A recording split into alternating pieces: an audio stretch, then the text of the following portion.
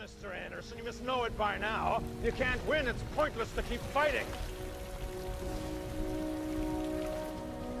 Why, Mr. Anderson? Why? Why do you persist?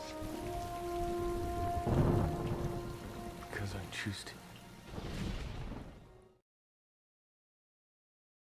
He is a political analyst and ex-U.S. Marine who renounced U.S. citizenship. The important thing for the regime in North Korea is survival. Why would they risk everything to bait the Americans and bait the South Koreans? Because I'm not a military man here, but if the North Koreans were to start any kind of military offensive against one of its neighbors, that country would probably be incinerated in a matter of hours. They're not going there, but if you read Western media, it looks like we're dealing with a lunatic state, just as James pointed out. Go ahead, Ken. Well, I really believe this is more smoke and mirrors than anything else, and I think the timing couldn't be more obvious.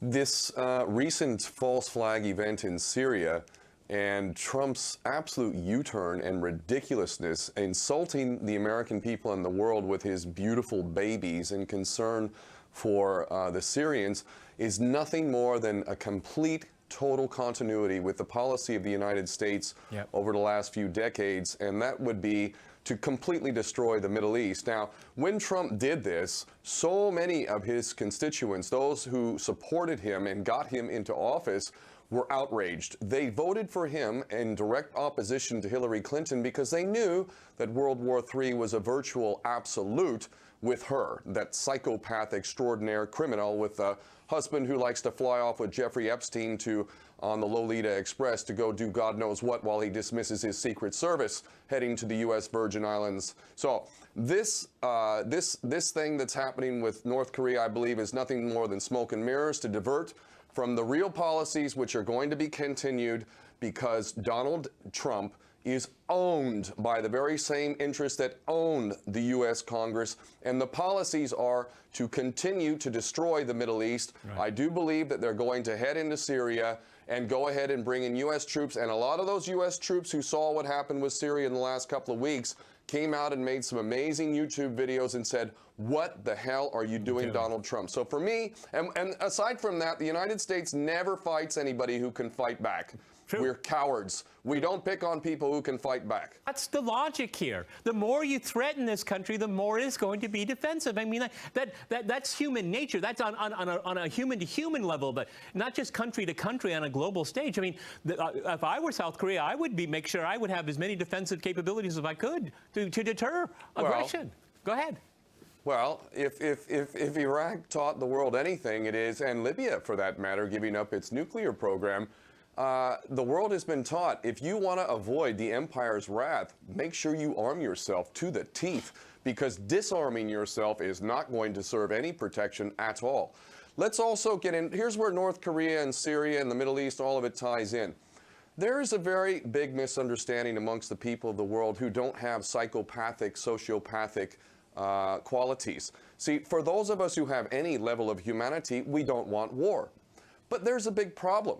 Those who are in charge actually have a major incentive to have war. Now, the bankers who run the world, literally by having an infinite supply of money, while us dupes allow ourselves to pay interest, interest when we could print that money ourselves, and let's get to JFK, who was going to end that by issuing United States notes as opposed to Federal Reserve notes, Ken, which of course is a private bank. Ken, let me jump in here. We're going to go to a short break, and let me go back to Ken here. Two things about crosstalk that people complain about. I have to go to a hard break in the middle, and it's too short. So I cut you off in the first half. Please continue, my friend.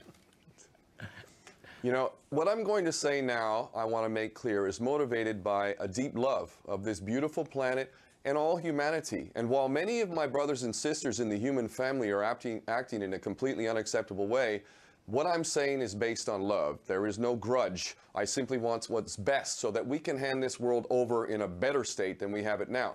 We are continuing to flirt with a third world war. It seemed that people in World War II realized, especially with Hiroshima and Nagasaki, that we could not do this a third time. But apparently we've been cast under another spell and seem to forget that we do have the capacity to destroy this planet.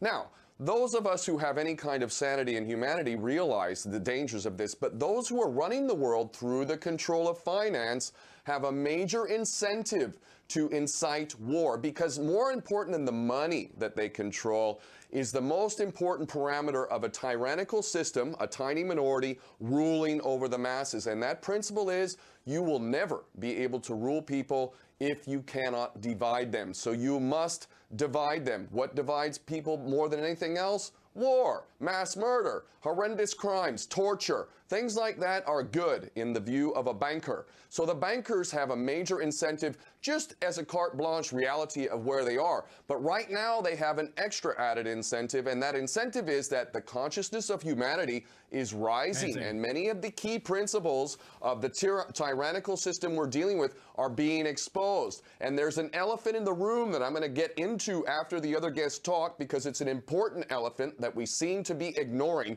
But the major point that I want to make right now is that those who are in charge of this world have a major incentive to instigate a third world war. And this is where I would disagree with my brother Mohammed there in Russia if you think that logic and rational behavior and sense is the guide, because attacking North Korea would be catastrophic, of course. And I used to live in Hawaii.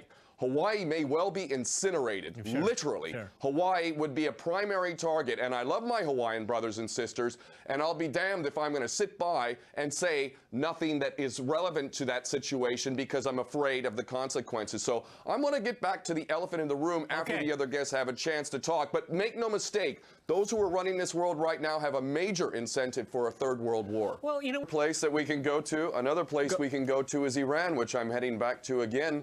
There's 100,000 victims in Iran from the chemical weapons that Saddam Hussein used with the aid of the CIA. This is a matter of public record.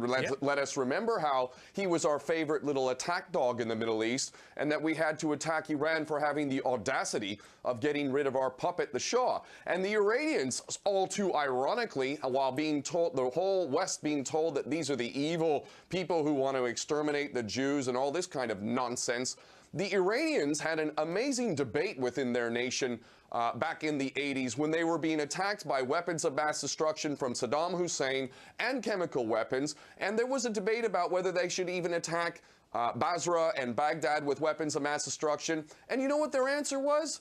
No, we can't, because we're a God-fearing nation, and it would be immoral, and God would not approve. So this is yet another example, 100,000 victims of chemical weapons in Iran. So yeah, America's moral authority hasn't existed for decades, and I have been shocked that even back in 2003 that people were talking about weapons of mass destruction in Iraq.